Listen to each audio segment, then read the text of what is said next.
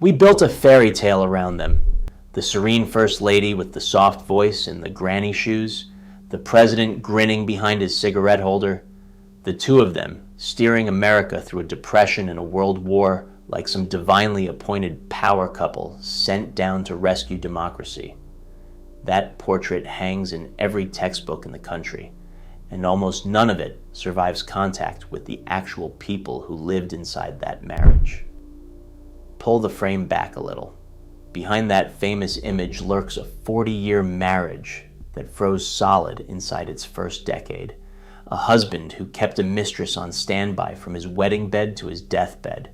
A mother-in-law who reminded the grandchildren to their faces that they belonged to her and not to the woman who carried them. And a wife who learned to love other people because the man beside her could not love her back.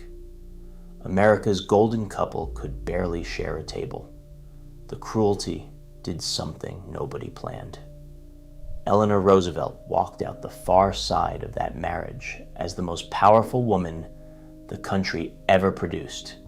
A delegate to the founding of the United Nations, the conscience of a nation, a woman half the planet mailed its private griefs to. The marriage set out to erase her, and instead it built her. So forget the granny shoes for a while. The real story runs colder and a hell of a lot nastier than the portrait ever let on. It starts like a lot of American tragedies, with too much money on one side, a mother who refused to share her son, and a marriage two old families arranged so it would look flawless from the street. Start with the wedding, because the wedding tells you everything. March 17th, 1905. St. Patrick's Day, which meant the streets of New York choked with parade crowds, which meant the President of the United States could ride the green tide straight to the ceremony and back without anyone asking why he bothered. That president happened to be Theodore Roosevelt, Eleanor's uncle, the most famous human being in America, and he agreed to give the bride away. You can guess how that landed for the couple actually getting married. Teddy walked Eleanor down the aisle, delivered her to Franklin, and then did the thing Teddy did in every room he ever entered. He owned the room. Guests peeled away from the newlyweds and swarmed the president, who held court in the library, cracking jokes while the bride and groom stood ignored at their own reception. Franklin spent his wedding day as a footnote to his wife's uncle. Eleanor spent it absorbing a lesson she would relearn for the next 40 years. In this family, someone else always swallowed the spotlight, and it would never be her. To understand the marriage, you need the two people walking into it, and neither one arrived whole. Eleanor grew up an orphan inside one of the wealthiest families in America, which sounds like a contradiction until you meet her mother. Anna Hall Roosevelt, a society beauty, looked at her serious, plain, large-toothed little daughter and nicknamed her Granny to her face. By the time Eleanor turned 10, both parents lay dead. Her father, a charming alcoholic who adored her from a distance and drank himself under, and the girl found herself shipped to a grandmother's house, run like a mausoleum. Franklin grew up the exact opposite, the adored only son of Sarah Delano Roosevelt, who treated him less like a child and more like a son she orbited. Sarah breastfed him until he could nearly walk, dressed him in skirts and long curls until he protested, and decided early that no force on earth, certainly no wife, would ever come between her and her boy. She kept a diary of his bowel movements. I am not exaggerating for effect. When Franklin enrolled at Harvard, Sarah rented a house in Boston to stay near him. They courted in secret for over a year, partly because Sarah, sensing the threat, tried to strangle the romance by shipping Franklin off on a Caribbean cruise, betting that distance and other women would cool him down. The bet failed. Franklin proposed, Eleanor accepted, and Sarah, beaten on that front, simply changed tactics. If she could not stop the marriage, she would own it. She would own the houses, the money, the children, and as much of her son as a wife would ever be permitted to touch. Picture the math. A young woman raised to believe she deserved nothing, marrying a young man raised to believe he deserved everything, with his mother holding the checkbook and the deed to the house and the keys to her son's heart. Eleanor entered that marriage starving for a family that would finally want her. Sarah entered it determined to keep the only person she ever wanted to keep. Those two needs could not coexist, and only one of those women controlled the money. Sarah did not bother with subtlety. In 1908, 3 years into the marriage, she gave the young couple a present that doubled as a cage, a pair of adjoining townhouses on East 65th Street, 6 stories each, with connecting doors cut into every single floor. Sarah lived in one, Franklin and Eleanor lived in the other, and those doors meant Sarah could walk into her son's home, uninvited, at any hour, on any floor, and frequently did. Eleanor loathed it, and decades on, she still found the wound raw enough to put on paper. The house never felt like hers. She wrote that she could do nothing to alter a single thing inside walls that never answered to her, a home decorated, furnished, and staffed entirely by the woman next door, who reserved the right to redo any of it on a whim. Read that line again. A grown woman, mother of a growing brood, mistress of absolutely nothing within the room she slept in every night. The children turned it crueler because Sarah did not merely seize the house, she seized the kids.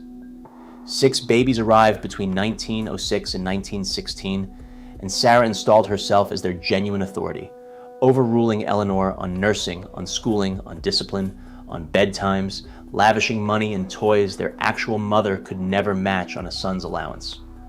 The grandchildren learned fast whose word carried weight under that roof. Years later, their eldest son, James, set it down in his memoir, quoting the sentence Sarah delivered to the grandchildren unto their faces. "Your mother only bore you. I am more your mother than she is." None of this exploded into screaming matches, and that part matters. Sarah never needed to raise her voice. She held the money, all of it. Franklin's income, the houses, the staff, the future, and everyone in the family grasped the arithmetic without a soul speaking it aloud. Cross Sarah, and the comfortable life evaporated. So Eleanor swallowed it year after year, smiling at dinner parties she did not host in a home she did not own, raising children who answered to someone else, married to a man who would not or could not stand up to his mother on her behalf. The nastiness here ran quiet, and it ran for years. And it taught Eleanor that nobody under that roof would protect her but herself. By the late 19-teens, Eleanor occupied a thin sliver of a life of her own. Franklin worked in Washington as Assistant Secretary of the Navy. The family summered on Campobello Island, and Eleanor, drowning in correspondence and social duty, hired a part-time social secretary to manage her calendar. The secretary's name was Lucy Mercer, tall, warm, gorgeous, and broke. A Catholic girl from a fallen aristocratic family, Lucy charmed everyone in the household, including, fatally, the master of it. Franklin and Lucy fell into an affair, while Eleanor ran the household, bore the children, and carried the unglamorous load of a political wife. How long it lasted, how far it reached, nobody can prove to this day. What blew it open belongs in a nightmare. In September 1918, Franklin sailed home from a tour of the European front. He was carried off the ship on a stretcher, half dead with double pneumonia and influenza. Eleanor nursed him, and while she unpacked his luggage, sorting the shirts and papers of a sick husband, she found a packet of letters bound together written in a familiar hand. Love letters, from her own social secretary to her own husband, tender and unmistakable. Whatever survived of the marriage's romance died in that moment, in the bedroom of a sick man, with his wife holding the proof in her hands. Eleanor described it to her friend and biographer Joseph Lash in words that need no dressing up. The bottom, she told him, dropped out of my own particular world. 12 years of swallowing Sarah, of raising 6 children, of building a life around a man she trusted, and the floor simply gave way beneath her. Then she did the unthinkable for a wronged wife in 1918. She offered Franklin a divorce. Cleanly, without theatrics, she put the option on the table and let him choose, which in 1918 amounted to social suicide for everyone involved. A divorced politician finished before he started. The marriage limped on, but not because the two of them rebuilt the love. It survived on cold logic. Sarah loathed the very word divorce and pinned the family's financial future to Franklin's obedience, so the meeting landed without a single speech. Leave Eleanor, lose the money. Lucy, a devout Catholic, could not marry a divorced Protestant father of 5 without forfeiting her church. And Franklin's political career, the one thing he wanted more than any woman, depended on the spotless image only Eleanor could guarantee. So they stayed married. Nobody in that arrangement chose love. They chose damage control. People love to call what came next a marriage in name only. That misses it. Franklin and Eleanor stopped sharing a bed and never restarted. True, but they did not stop sharing a mission. Out of the wreckage of 1918, 2 people who could no longer love each other discovered they could still use each other, brilliantly, for the next 27 years. The romance lay dead on the floor of that bedroom, while the partnership still lay ahead of them. In 1921, the marriage caught a break disguised as a catastrophe. Vacationing at Campobello, Franklin fell ill, ran a brutal fever, and woke up unable to move his legs. Polio. At 39, the golden boy who deserved everything lost the use of the legs that once carried him through sailing and golf and the long, charmed climb toward the White House. And the disease handed Sarah exactly the outcome she always wanted. Sarah's plan ran simple and final. Bring Franklin home to Hyde Park, tuck him into a wheelchair, and let him live out his days as a wealthy invalid gentleman who tended the estate and bothered no one. A comfortable retirement at 40, the end of the story. And for the first time in 16 years of marriage, Eleanor planted her feet and fought her mother-in-law head-on because Eleanor grasped something Sarah refused to see. Franklin without ambition would rot. The recovery itself turned brutal and slow. Franklin chased every cure money could buy, swimming in the warm mineral waters of Georgia, hauling himself across floors on his arms, refusing for the rest of his life to admit in public that he could not stand without 10 pounds of steel braces locked onto his legs. Eleanor planted herself at the center of that fight, not as a nurse fussing over an invalid, but as the strategist who refused to let Sarah win. She traveled, she organized, and she spoke to crowds with a high, nervous voice she trained herself to steady, carrying her husband's politics into rooms his wheelchair could not enter. So Eleanor shoved him back into the arena. She kept his name alive in Democratic politics while he recovered, learned to deliver speeches herself, built her own network of reformers and organizers, and put her own legs, eyes, and ears to work in the places a man in a wheelchair could never reach. The cruelest irony of the whole story lands right here. The marriage that starved Eleanor of love finally gave her a reason to grow powerful, and she took it with both hands. Out of that fight, a different woman climbed into public view. Eleanor joined the Women's Trade Union League, the League of Women Voters, the women's division of the state Democratic Party, and threw herself into causes Sarah dismissed as vulgar and unladylike. She edited a newsletter, ran a furniture factory at Hyde Park to put local craftsmen to work, and co-founded a girls' school in New York City where she taught teenagers literature and current events between political errands. Franklin's allies noticed something his mother never admitted. The shy, mocked orphan now ranked among the sharpest political operators in the state. By the time he won the governorship of New York in 1928, the partnership ran like a machine. He charmed the public. She did the homework, walked the wards, and reported back the things the smiling crowds would never tell him. By the 1930s, Eleanor quit waiting for Franklin to love her and began finding love elsewhere. The most intense of those bonds attached her to a chain-smoking, hard-drinking, openly gay journalist named Lorena Hickok. Hick, everyone called her. An Associated Press reporter assigned to cover the new First Lady, Hick broke every rule of her profession by falling for her subject, and the feeling ran both directions, hard. The two women exchanged more than 3,000 letters, and the ones that survived do not read like polite friendship. In March 1933, days into her husband's presidency, Eleanor sent Hick a line that has fueled 100 academic arguments, writing that she ached to wrap her arms around her and kiss you at the corner of your mouth. You can read that as Victorian sentiment if you squint. Most historians have stopped squinting. The honest answer is that the historians split.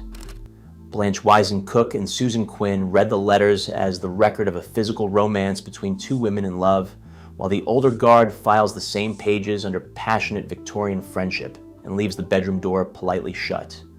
The documents allow both readings. Frankly, the label matters less than the fact buried under it. Deep into a marriage that froze her out, Eleanor Roosevelt found a person who wanted every part of her. She moved Hick into the White House and rerouted her own travels to steal hours alone. For a woman raised to expect nothing from anybody, that counted for more than any footnote. The relationship cost Hick everything that mattered to her professionally. She quit the Associated Press because she could no longer pretend to cover the woman she loved with a straight face, and she spent years orbiting the Roosevelt world, never quite inside it, watching Eleanor's expanding public life pull her further away.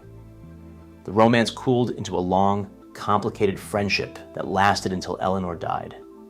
But Hick kept the letters, thousands of them. Decades later, after her own death, they surfaced and rewrote everything the public thought it knew about the loneliest First Lady in American history. She also built herself a refuge. Sarah could not touch. At Valkill, a stone cottage, 2 miles from the big house at Hyde Park, Eleanor created the first home that answered to her and her alone, sharing it with a tight circle of women friends, several of them couples, who gave her the warmth the marriage withheld. Franklin teasingly called it the honeymoon cottage and missed the point entirely. For the first time since 1905, Eleanor slept under a roof nobody could redecorate over her head, surrounded by people who chose her on purpose.